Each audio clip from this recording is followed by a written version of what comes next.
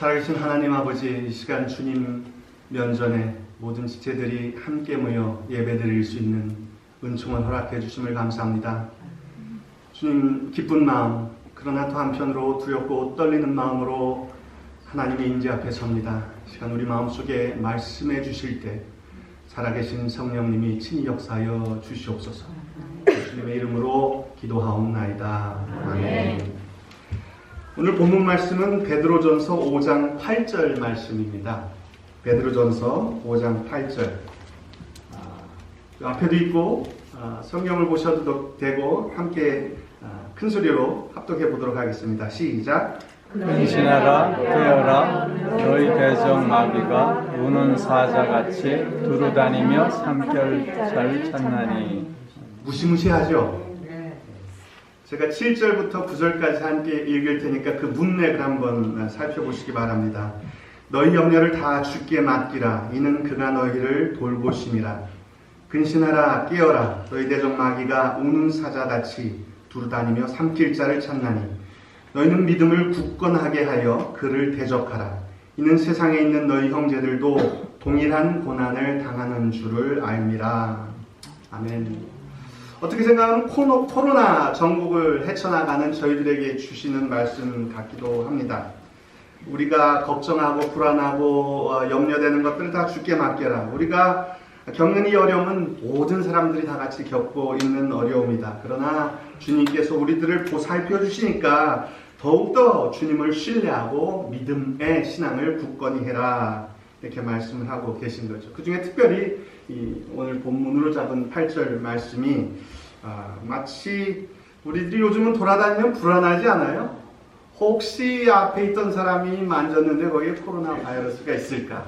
누가 기침이라도 콜록콜록 하면 그런 생각이 들지 않습니까? 자기도 모르게 숨을 잠깐 멈춘다든지 문을 열고 어디 들어갈 때도 여기 이 손잡이를 저 사람 여기 잡았나? 난 밑에를 잡을까? 저만 그래요? 다들 아니신 것처럼 마스크 속에 표정을 감추시는데 엘리베이터를 타도 가능하면 이제 2명 이상 타지 않고 대각선으로 멀리 떨어져서 이렇게 살고 있습니다. 저는 평생 이렇게 조심하며 살아본 적이 한 번도 없어요. 저는 개인적으로 그래요. 하루 종일 일하는 동안 마스크를 8시간 쓰니까 귀가 이렇게 떨어져 나가려고 그러고요. 손 세정제를 수시로 쓰고 물로 뽀독뽀독 소리 나도록 비누를 칠해서 기회가 될 때마다 닦습니다. 손을 그렇게 물로 닦고 나면 그렇게 기분이 좋은 거를 처음 알았어요. 요즘 아주 깨끗해진 기분이 듭니다. 아까 말씀드린 것처럼 엘리베이터를 탈 때도 사람과 얘기할 때도 최소한의 거리를 두고 죄송하리만큼 이렇게 악수나 이런 것도 잘 안 해서 어떤 때는 어색하고 죄송한 마음이 들기도 합니다. 우리 역사를 BC와 AD로 나누죠. BC는 AD는 FT가 안 나오는 아노 도미니라고 네이노바로 근데 이제 사람들이 BC는 이제 뭐라고 그래요? 기원전이요. 네. 근데 요즘 바뀐다고 얘기를 해요. BC는 before 코로나. AC는요? After 코로나. 맞는 것 같아요? 그 정도는 아닌 것 같아요. 하지만 무슨 말을 하려고 하는지는 이해가 될 만큼 사람들이 살아가는 방식이 많이 달라졌다 벌써. 그다음에 이게 다 지나고 난 다음에는 또 어떻게 우리들이 변해 있을지 사실 알 수 없는 노릇이죠. 특히 코로나 바이러스에 감염됐다가 완치가 되더라도 그 몸이나 건강에 남는 후유증, 퍼머넌트하게 생기는 장기의 손상이나 이런 것을 아직은 알 수 없는 상황이죠. 그래서 오늘은 이 코로나라는 지금의 전국 벌써 반년 이상 지속되고 앞으로도 최소한 반년 이상 지속될 것 같은 이것이 우리들의 신앙, 우리들의 영적 삶에는 어떤 영향을 미칠까 생각을 해보고 말씀을 준비한 거죠. 또 이 대유행이 지나고 난 뒤에까지도 우리들의 영적인 모습, 신앙의 형태는 어떤 영향을 미칠까, 위협이 될까를 생각하며 말씀을 준비해 보았습니다. 한국 사람들은 무슨 병이 있으면 어떻게 고치려고 해요? 뭐를 먹어서 고치려고 해요. 그죠? 뭐 좋은 거 없나? 뭐 먹으면 많이 먹어서 생긴 병인데 어떻게 고치려고 해요? 네. 돼지 감자를 먹으면 좋다더라. 뭐를 먹으면 좋다더라. 먹어서 고치려고 그러죠. 갑자기 이 말씀을 해드리냐면 자꾸 이렇게 만병통치 같은 거를 찾는 것 같아요. 근데 신앙에 있어서 만병통치에 비슷한 게 있다면 아마 사랑이 아닐까 싶어요. 이 말씀을 드립니다. 첫 번째, 우리 신앙의 코로나 바이러스가 주는 위협은 타인, 타 그룹에 대한 원망과 미움의 위협입니다. 사람들 미워하는 마음이 생겼는데 그게 코로나 바이러스가 지나가고 내가 백신을 맞고 안심한다고 그 미움이 없어질까요? 저절로? 그렇지 않다는 거죠. 우리들 마음속에 자꾸 이게 길어지면 길어질수록 지루하고 불안하고 짜증나고 원망이 생기고 미움으로 발전하는 모습을 발견하게 될 것입니다. 코로나 바이러스가 없어진 뒤에도 그 미움이 우리 속에 남아있다면 우리들은 영적으로 신앙적으로 큰 손상을 입게 되는 거죠. 불확실성은 불안을 만들고 불안한 마음은 누군가를 원망하게 만들고 원망한 그 원망은 결국 미움으로 종착되게 될 것입니다. 한 지구촌이란 말이 실감이 나잖아요. 요즘 뭐 유럽에서 중국에서 어디 남미에서 일어나면 그냥 뭐 몇 시간이 뭡니까? 바로 실시간으로 이렇게 온라인에 떠서 모두가 알지 않습니까? 이게 지구촌이 되었는데도 다른 나라, 다른 민족 간에 아직도 원망과 미움이 존재하고요.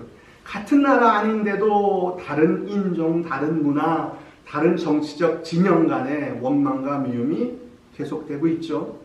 치유되고 나아지기는커녕 점점 더 커지는 모습이 아닌가 싶습니다. 9월 8일자 뉴스예요. 그러니까 벌써 좀 지나긴 했지만 중국이 코비드-19 코로나 바이러스 퇴치에 기여한 유공자들을 포상하는 대규모 행사를 갖는 방법으로 사실상 코로나19 승리를 선언했다. 어때요? 코로나19의 진앙이었던 중국은 지역 감염자가 20일째로 0. 9월 8일 날까지 20일 동안 감염자가 한 명도 없었다는 뜻이에요. 통계를 믿을만 할까요? 네. 고개를 좀 갸우뚱하게 만듭니다. 그게 사실이라 할지라도 그 중국을 바라보는 세계 모든 나라들의 시각이 어떻겠어요? 얄밉게 이렇게 보이지 않겠습니까? 지금 그럴 때가 아니잖아요. 거창하게 시대를 하고 훈장을 달아주고 이런 모습이 생중계 온라인, 생중계는 아니지만 온라인에 떠드는 모습을 보면서 그 마음이 편안하지 않단 말이죠. 서로 간의 원망과 미움이 지금 갈등이 오히려 커지고 있지 않나 그런 생각을 합니다. 미국 내에도 우리들 안에도 이렇게 정치적인 견해가 서로 다를 수 있잖아요. 어떻게 나눠져요? 요즘 보니까 반은 우스갯소리지만 마스크를 경계로 두고 나눠지는 것 같아요. 좌파와 우파 혹은 뭐 친트럼프, 반트럼프 이런 일들이 반은 우스갯소리지만 그 속 안에 뼈가 들어있기도 하죠. 11월 대통령 선거를 앞두고 미국 내의 갈등조차도 점점 심해지지 않나 이런 생각을 합니다. 이것들이 믿지 못함에서 발생한다, 불신에서 발생한다 이렇게 말할 수 있어요. 오늘 본문 말씀에도 나와 있지만 우리들이 염려를 다 cast your burden 다 누구한테요? 주께 맡겨버리라. Because He cares for you. 하나님께서 주님께서 우리를 돌봐주시기 때문이다. 그 믿음이 부족하면 우리들 마음속에 자꾸 불안과 원망과 미움이 싹틀 수밖에 없는 거죠.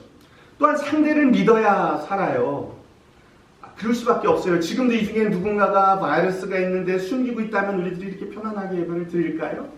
사실은 모든 구성원들 간에는 기본의 신뢰가 있다는 거죠. 만약에 내가 아프면 제가 조심을 해서 여러분들과 노출을 안 하려고 하겠죠. 자가격리를 하든 다른 방법을 쓰든.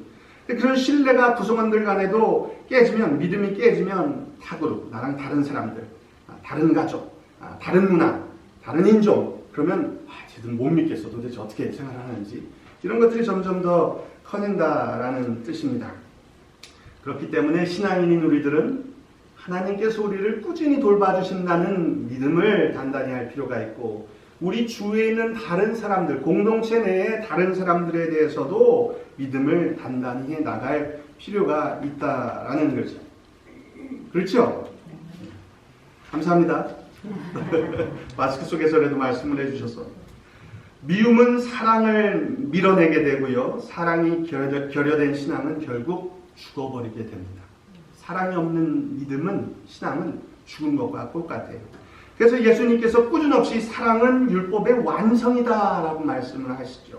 로마서 13장 8절에 보니까 사랑하는 자는 율법을 다 이루었느니라. 로마서 13장 10절도 보니까 그러므로 사랑은 율법의 완성이니라. 갈라디아서 5장 14절 15절도 보면 온 율법은 내 이웃 사랑하기를 내 자신과 같이 하라 하신 한 말씀으로 이루어졌나니.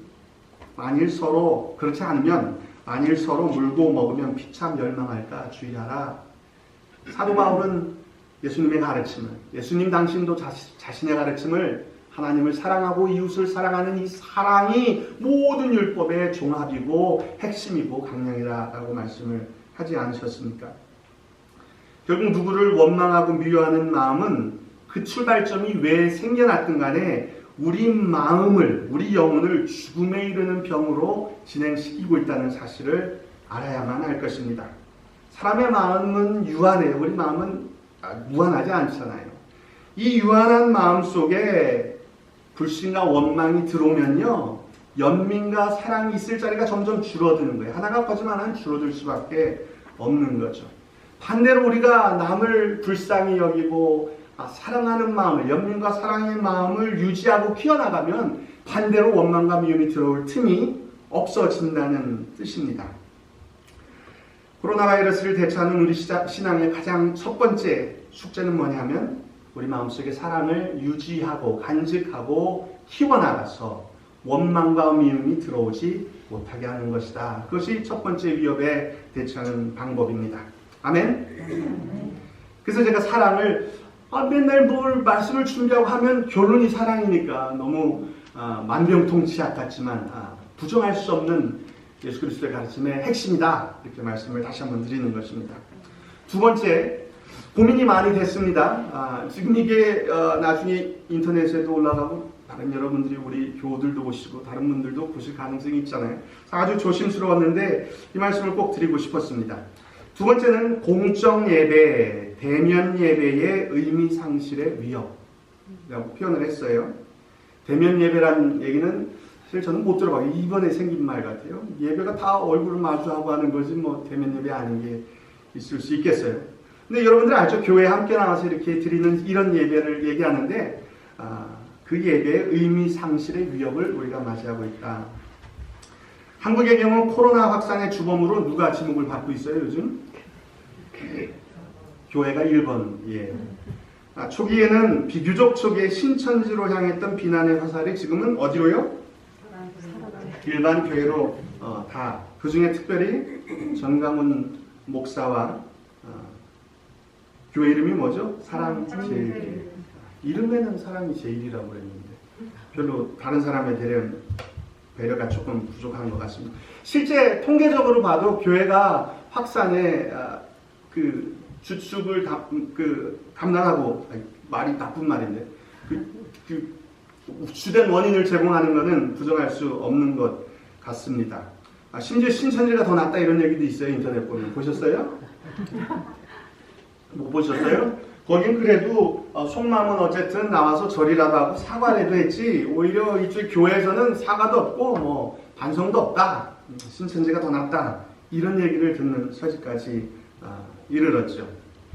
물론 미국에서도 교회가 예배를 강행해서 논란이 되긴 했지만 한국처럼 이렇게 전체적인 갈등을 보이지는 않는 것 같은데 그 이유가 뭐냐면 우리들은 목숨을 걸고 주일 예배 성수를 지켜왔기 때문에 그 전통을 깨트릴 수 없다. 죽더라도 주일 예배는 사수해야 된다. 라는 내용이죠. 여러분은 어떻게 생각하세요? 목사님 어떻게 생각하세요? 일반적으로 생각하는 것보다 신학적으로는 좀 더 어려운 문제입니다. 그렇게 단순하지는 않다는 거죠. 그럼 드는 생각이 과연 교회에 와서 이렇게 드리는 대면 예배라고 불리는 이 공적 예배 이것이 얼마나 우리들 신앙에 본질적인가 하는 질문을 갖게 하죠. 왜냐하면 핵심이라면 포기할 수 없을 것 같고 그렇지 않다면 유보시켜도 될 것 같으니까. 생각해보면 처음 있는 문제만은 아니에요. 왜냐하면 예수님이 이 땅에 사셨을 때도 안식일을 지키는 문제는 목숨 걸고 사수해야 될 만큼 중요한 율법이었거든요.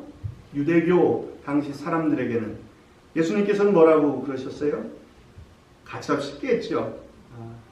안식일의 주인은 인자다. 사람을 살리는 게 맞냐? 죽이는 것이 맞냐? 그러면서 이 율법을 사랑을 실천하는 것이 오히려 율법을 깨트리는 것이 아니라 율법을 완성하는 것이다 라고 말씀을 하시지 않습니까? 11조 논쟁도 마찬가지죠.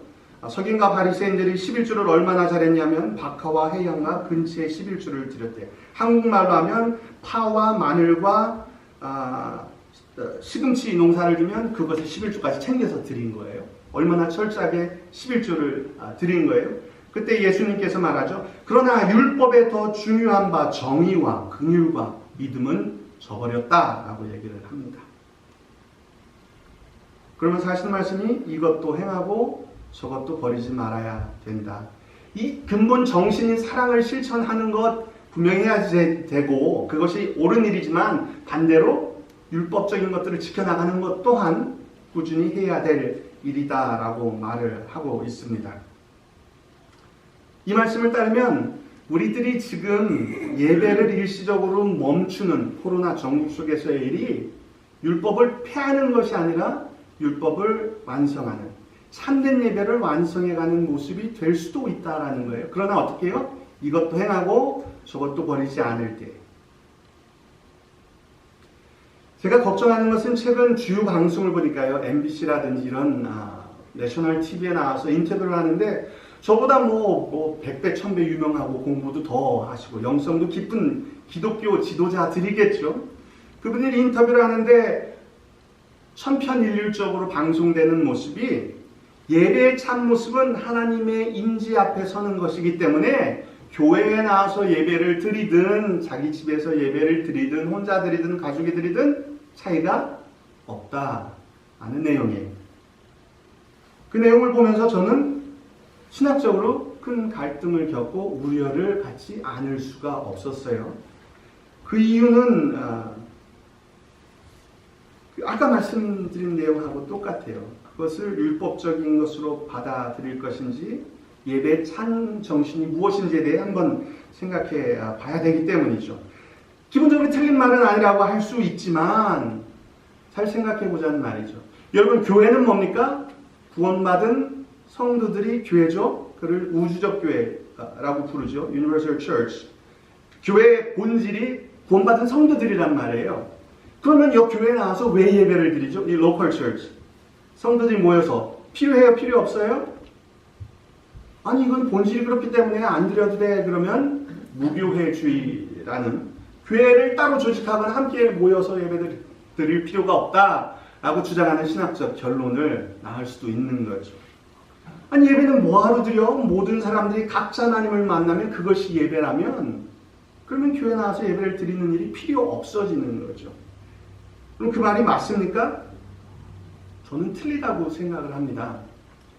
교회는 구원받은 성도들이 갖는 우주적 무형교회도 교회의 본질이거니와 그리스도의 지체된 사람들이 시간을 정하고 장소를 정해 한 놈으로 연합하여 하나님 앞에 나오는 행동, 몸을 가져와서 앉아 성대를 열고 목소리를 내는 이 모든 행위가 동시에 교회의 본질이며 동시에 예배의 본질이기 때문입니다.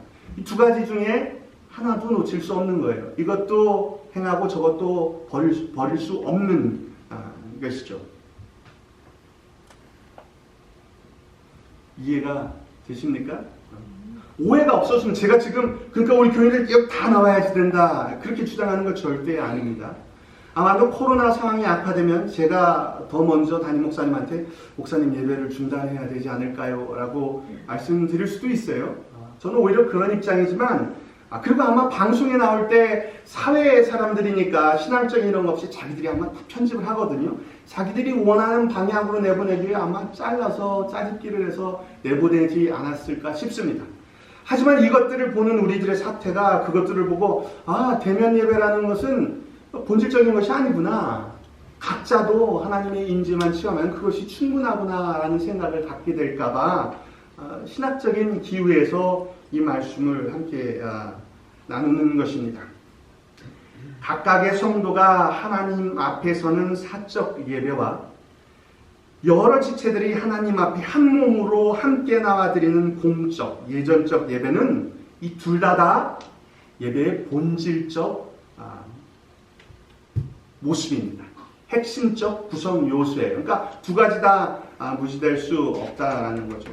왜 이 말씀을 오해의 여지가 있음에도 불구하고 꼭 나누고 싶었냐 하면 지금의 문제만이 아니란 말이에요. 지금 우리들이 어떤 태도를 가지고 이 상황을 해석하냐에 따라 이 사태가 지나가고 나면 사람들이 교회를 어떻게 생각하고 예배를 어떻게 생각하고 신앙생활을 어떻게 유지할지 형태가 지금의 사고방식으로 이미 결정될 수 있기 때문에 이 말씀을 꼭 나누고 싶었던 거죠. 현 상황에서 교회가 예배를 일시 중단하는 것은 함께 모여드리는 예배가 본질적이지 않기 때문이 아니라 코로나 바이러스라는 불행한 현실적 상황에서 이웃을 향한 배려와 사랑과 사회적 책임을 다하려는 교회의 불가피한 일시적 유보라는 것을 명심해야 할 것입니다.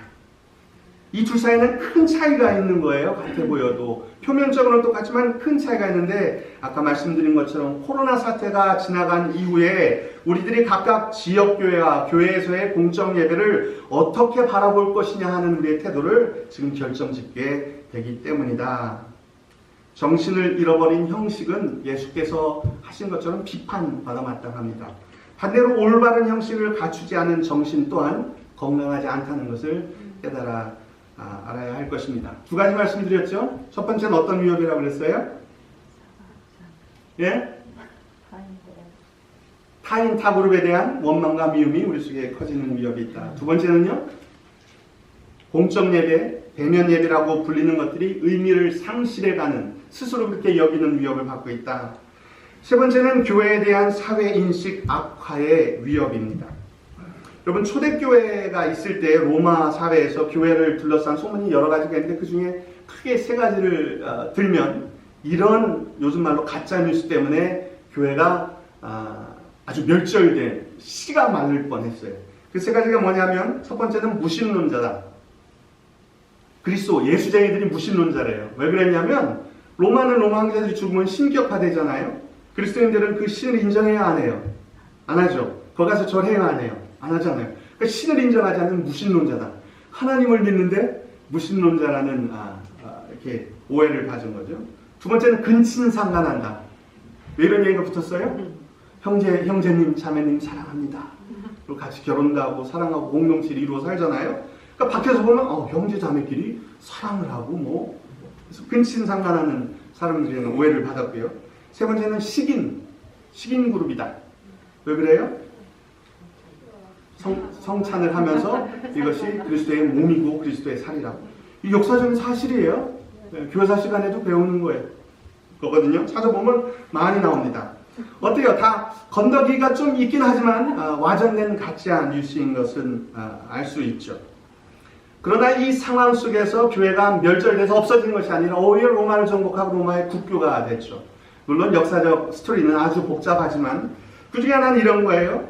로마 사람들이 보니까 저 사람들이 아주 못된 불안당 그룹인 줄 알았더니 자기들끼리 함께 모여 살아가야 할 길이 막막한 과부들을 구제하고 살아갈 뿐만 아니라 주위에 있는 로마 과부들까지 돌보는 거예요. 그러니까 그들의 도덕적 수준이 결코 낮지 않다. 그들의 삶의 형태가 그래서 인식이 개선되고 그 결과적으로 물론 정치적인 이유도 포함이 되겠지만 로마의 국교가 되는 결과를 낳게 됩니다. 로마는 멸망했어도 기독교는 오히려 전 세계로 뻗어나갔죠. 예수님이 오셔서 극심하게 비판했던 유대교의 모습을 그럼 한번 살펴볼까요? 제가 생각해보니까 이렇게 몇 가지로 정의를 제가 세 가지로만 해봤어요. 첫 번째, 본질을 망각한 형식적 율법주의. 사람이 죽어나가든 어쨌든 율법이라는 것에 갇혀서 그것이 안식일도 그렇고 아까 말씀드린 것처럼 율법주의가 아주 강화되어 있었고, 두 번째, 돈과 권력을 사랑하는 타락한 종교 집단이었어요. 사두개인들은 정치적 권력을 위해 로마와 결탁하고, 바리새인들은 예수님이 말씀하신 성경에 보면 곳곳에 그런 이유는 그들이 돈을 사랑했기 때문이다 라는 구절들이 나와 있죠. 세 번째는 사회적 책임을 등한시한 종교적 엘리트가 돼서 집단 이기주의. 자기들끼리 알고 자기들끼리 뭐를 하고 우리만 잘 하나님의 말씀을 지키면 된다라는 생각이 팽배했었던 것이 유대교의 모습입니다. 그래서 예수님께서 성경 말씀을 보면 꾸준히 비판을 하고 있죠. 여러분 잘 생각해 보세요. 형식적인 율법주의, 돈과 권력을 사랑하는 모습, 사회적 책임을 등한시하는 것. 오늘날 기독교의 모습과 비슷해요? 달라요? 많이 비슷해요. 아주 많이 비슷해요. 안타깝게도. 사람들이 주일 예배를 꼭 왜 드려야 된다고 그래요? 교회는요, 주일날 헌금이 천문학적인 숫자가, 액수가 모인대요. 뭐 반응이 전혀 없으시네.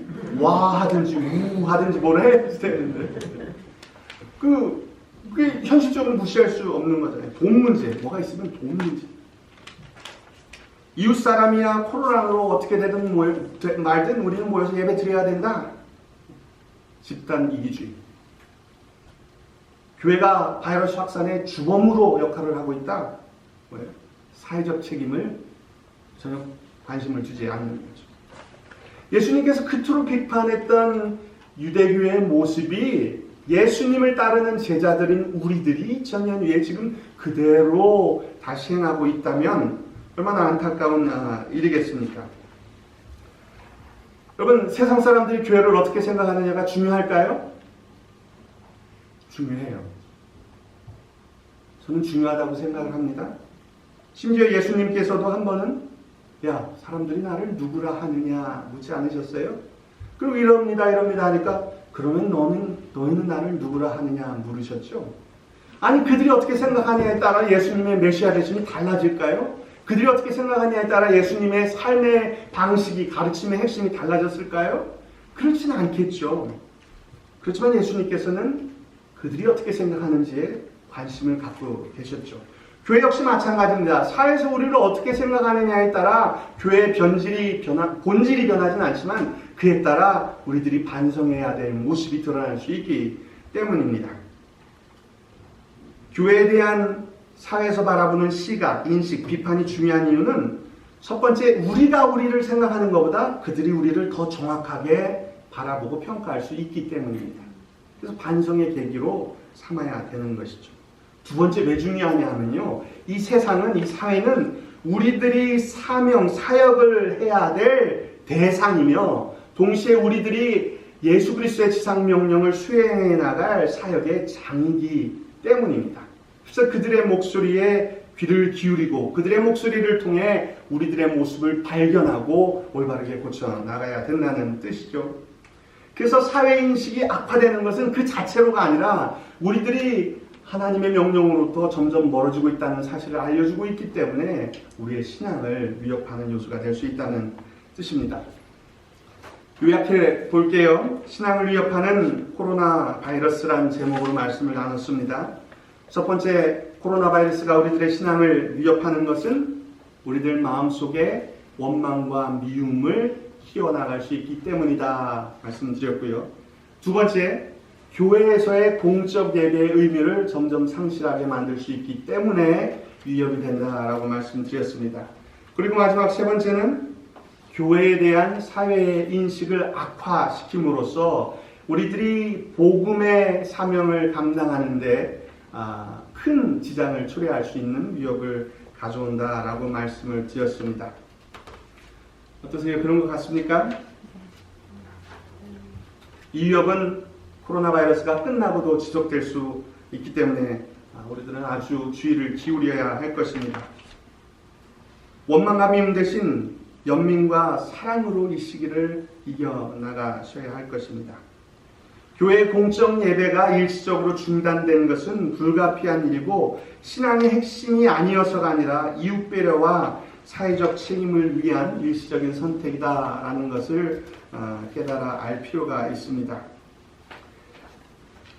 세상 사람들이 교회에 대한 시각과 비판을 하는 것은 우리들에게 중요한 위협이 될 수 있는데 그것은 우리 사명의 대상이며 동시에 사명의 장이 되는 만큼 스스로를 돌아보는 반성의 계기로 삼아야 될 것이다 라고 말씀을 드렸습니다. 코로나 바이러스가 우리들 육체의 건강만을 위협하는 것은 아닙니다. 사회적 연결성, 우울한 마음, 여러 가지로 마음의 아픔을 겪고 있죠. 또 우리들의 영혼까지도 건강을 위협하고 있음을 깨달아 알아야 할 것입니다.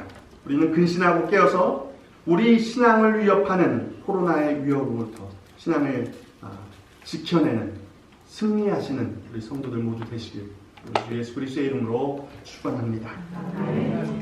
하나님 아버지, 우둔한 마음과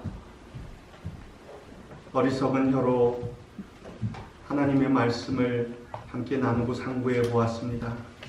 주여, 잘못된 오해의 여지가 있는 말씀은 모두 거두시고 핵심이 되는 그리스도의 말씀을 우리 심령 속에 심어 주셔서 이 코로나 전국을 잘 승리하여 이겨나가게 도와주시고, 이것이 끝난 이후에도 오히려 전국과 같이 빛나는 순수한 신앙을 유지하고 발전할 수 있도록 함께하여 주시옵소서. 주의 성령께서 지키시고 사랑으로 모든 것을 이기는 승리하는 성도들 되게 함께하여 주시옵소서. 예수님의 이름으로 기도하옵나이다. 아멘. 이제는 우리 주 예수 그리스도의 그 크신 은혜와 독생자를 세상에 보내신 하나님 아버지의 그 크신 사랑과 이 어려운 전국 속에서도 포기하지 않고 우리를 인도하시고 공급하시고 힘주시는 성령님의 역사하심이 오늘 예배드리고 함께한 모든 사랑하는 성도들의 심령과 가정과 생업 위에 지금부터 영원토록 함께하시기만을 간절히 축원하옵나이다.